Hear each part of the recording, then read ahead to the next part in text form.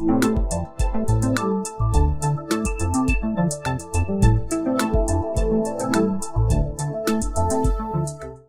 کا مقام مسلم ہے، لیکن نسل در نسل روایت کو ساتھ ساتھ لے کے چلنا اور آج کل کے دور کی رفتار کو میٹ کرنا بہت مشکل کام ہے۔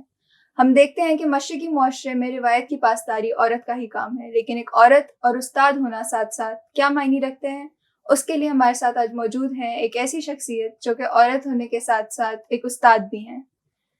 بات کرتے ہیں ڈاکٹر حمیرہ اشفاق سے، جو کہ اسلامک یونیورسٹی میں اسسٹنٹ پروفیسر ہیں۔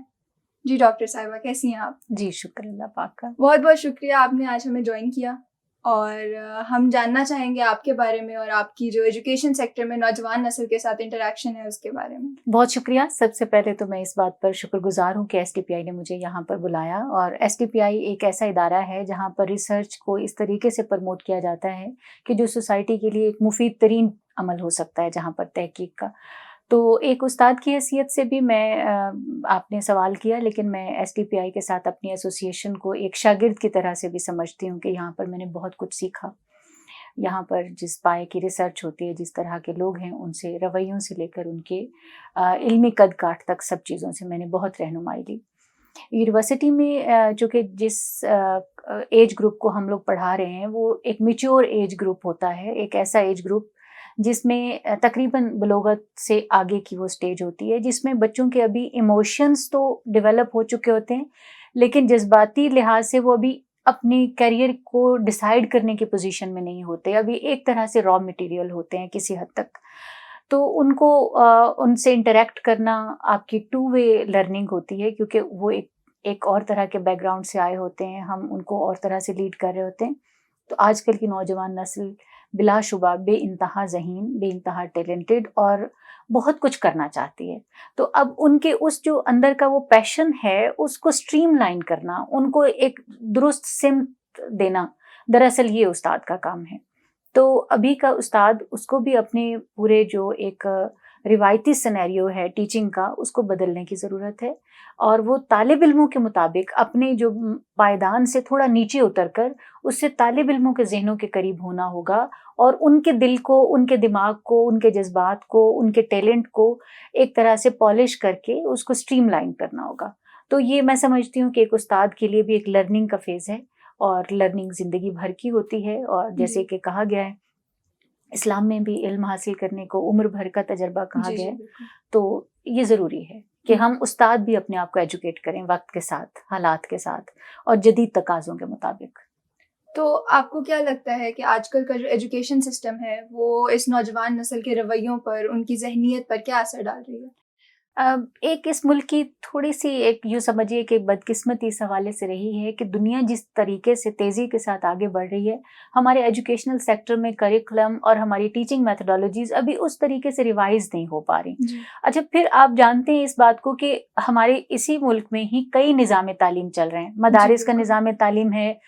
سرکاری نظام تعلیم ہے، پرائیویٹ سیکٹر کے ایک اپنا فینومینن ہے اور ان کا ایک روب ہے۔ اچھا، اب اس میں ان کے لیے اتنا بزنس بھی وہ جنریٹ کریں پرائیویٹ سیکٹر، تو اس کی بنیادی وجہ کیا ہے کہ وہ گورنمنٹ سیکٹر سے ان کے پاس نہ ہی انفراسٹرکچر زیادہ ہے، نہ ہی کوالیفائڈ ٹیچرز، لیکن وہ صرف جدید تقاضوں کو سمجھتے ہوئے اپنے جو ایک روایتی طریقہ تعلیم ہے اس کو چھوڑتے ہوئے ماڈرنائز کر رہے ہیں اپنے آپ کو۔ تو وہ جو ماڈرنائزیشن ہے وہ جدید تعلیمی نظام کو اور جدید نسل کو اٹریکٹ کرے، اس لیے وہ ایک بڑی ہیوی فیسز دے کر چھوٹے چھوٹے مکانوں اور گلیوں میں بھی جا کر وہ تعلیم حاصل کر رہے ہیں، جبکہ ایک بہت بڑا اسکول، بہت بڑے کوالیفائڈ ٹیچرز، ایک پورا سٹرکچر وہ چھوڑ کر تو اور فری ایجوکیشن چھوڑ کر وہ ایک مہنگی تعلیم حاصل کرنے پر مجبور ہیں۔ تو اس لیے یہ ضروری ہے یہ باتیں کہ ہمیں جدید تقاضوں اور دنیا کے جو تقاضے ہیں، خاص طور پر ٹیکنالوجی میں یا آرٹ میں بھی، ان چیزوں کے ساتھ ہمیں کوپ کرنے کی ضرورت ہے، جس میں ہم میں زیادہ تو نہیں، لیکن مجھے لگتا ہے کہ جیسے ہم ابھی 3-4 دہائیاں پیچھے ہیں۔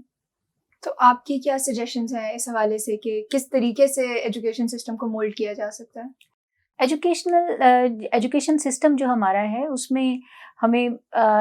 ای لرننگس کی طرف اور ٹو وے لرننگ کی طرف اور اس طرف جانے کی ضرورت ہے، میرا خیال ہے، نسبتاً یہ کہ ہم اب وہ جو وزنی بستہ کتابیں اور وہ جو ایک طریقہ تعلیم ہے اس سے نکل کر ہمیں بچوں کو وہ اسے مطلب انٹرنیٹ سے اتنا کچھ پتا ہے کہ وہ شاید بعض کتابوں میں جو باتیں لکھی ہوئی ان سے بھی زیادہ جانتا ہے. جی تو ہمیں اپنا جو گریڈنگ ہے، گریڈنگ سسٹم، اس کو ایج گروپ کے بجائے ہمیں ذہنی جو سطح ہے اسٹوڈنٹ کی، وہ ہو سکتا ہے کہ وہ 7 سال کا بچہ ہو لیکن وہ 9 ایئر ایجوکیشن کے برابر اس کی ایج بن رہی ہو. تو ہمیں اس کی گریڈنگ، اس کی مینٹل جو اپروچز ہیں اور اس کی مینٹل کیپیسٹیز ہیں اس کے مطابق معیار کرنے کی ضرورت ہے.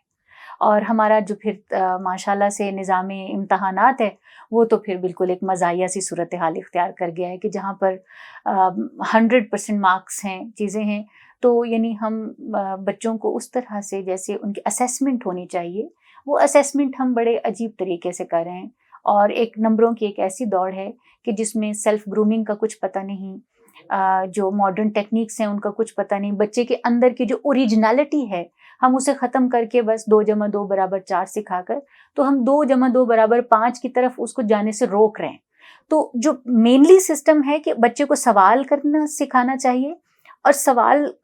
کو منع نہیں کرنا چاہیے، اور سوال کا جواب تلاش کرنے کا بچے کو خود سے، یعنی مواقع فراہم کیے جائیں کہ وہ اس سوال کا جواب خود تلاش کرے. تو مختصر میں یہ بات کروں گی کہ ایکسپیریمنٹل جو آپ کے لرننگ ہوتی ہے وہ سب سے بڑی لرننگ ہوتی ہے. لیکن ہماری جو ٹیچنگ ہے یا ہمارا جو ایجوکیشنل سسٹم ہے سارا یونیورسٹیز تک،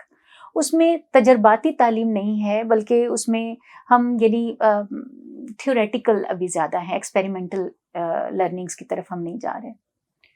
جی ڈاکٹر صاحبہ، تو آپ کو کیا لگتا ہے کہ ایسی کون سی عادتیں یا ایسے کون سی رویے ہیں جو کہ اگر آج کل کی نسل اپنائے تو وہ سکسیس کو زیادہ اچھے طریقے سے سیکیور کر سکتی ہے؟ بہت اچھا سوال ہے یہ کہ جنریشن ہمارا، دیکھیے چائنا ہمارے سامنے ایک بہت خوبصورت ماڈل ہے، جنہوں نے نہ تو ہمارے ہاں مسئلہ یہ ہے کہ جب ہم چیزوں کو حاصل کرنے کی طرف جاتے ہیں تو ہم صرف یورپ کو ایک رول ماڈل بنا کر اپنی ویلیوز سے بالکل کٹ آف ہو جاتے ہیں. جبکہ چائنا میں اتفاق ہوا مجھے کچھ عرصہ پڑھانے کا اور رہنے کا، تو ان لوگوں نے بڑی ایک جو میرے مشاہدے میں چیز آئی بڑی خوبصورت، کہ وہ اپنی روایات سے بھی جڑے ہوئے ہیں اور وہ جدید جتنی بھی دور ہے، چاہے وہ اسپیس ٹیکنالوجی ہو یا جتنی بھی